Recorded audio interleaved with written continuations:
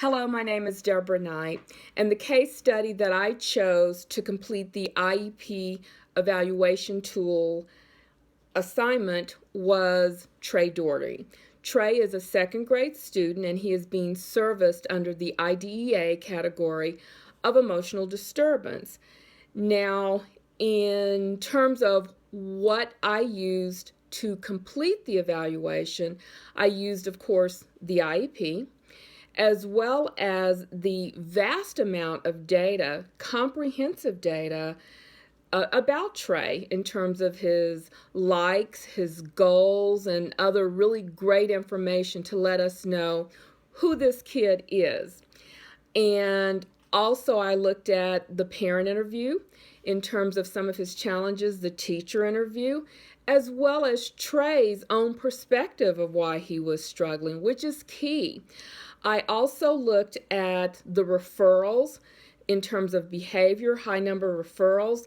I looked at the academic information. It shows that he is struggling in 3 subject areas, although we don't know what those are. It also says that he struggles in reading fluency, as well as the legibility of his writing, and then, of course, his frequent, inappropriate, hyperactive behaviors. And those are the areas that Trey, that's the information that I got that I expected to see in the IEP. Sadly, I did not see a lot of that. It was a very watered down, generic IEP.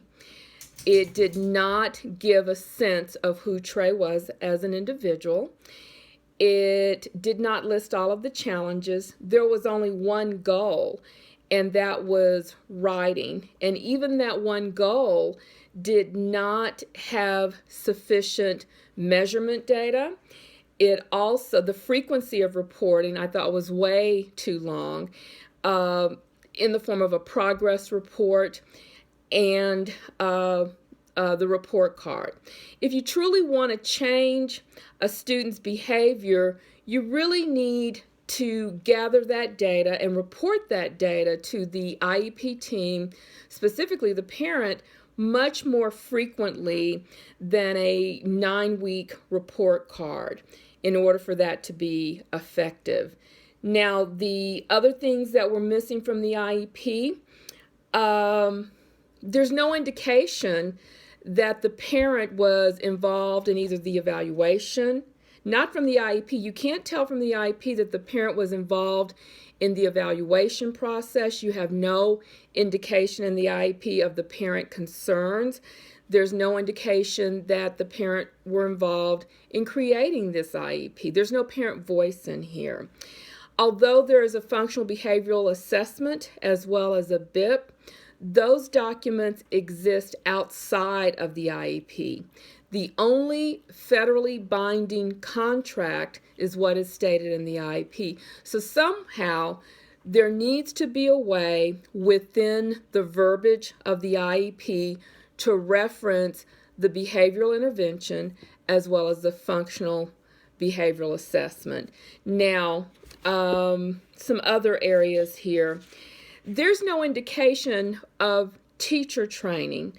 IDEA stipulates that you need to have highly qualified teacher. The service hours are way too short. There's 300 minutes approximately in the amount of academic time that Trey is at school, but he's only receiving behavior services for 30 minutes a week. Explain your plan for improving the areas of need in the IEP. Well, reconvene the team, do a person-centered assessment of what Trey's needs are, and then work outward from there. Once we clearly identify what our goals are for this individual, then we can develop an appropriate IEP. Now, explain how I would use this IEP. If I could use this IEP tool, I would use it a lot. It's an excellent benchmark to measure what I'm doing, what our IEP team is doing to address the needs of the student. I'm a special ed teacher. I do IEPs all the time. So it can help me communicate to the IEP team what we should be focused on. Describe the priority areas of need for the IEP. Let me go back to that again. I think the number one issue that Trey is struggling with is behavior, and we need to incorporate that reflecting in the goals. My document has much more detail on the areas of concern. Thank you.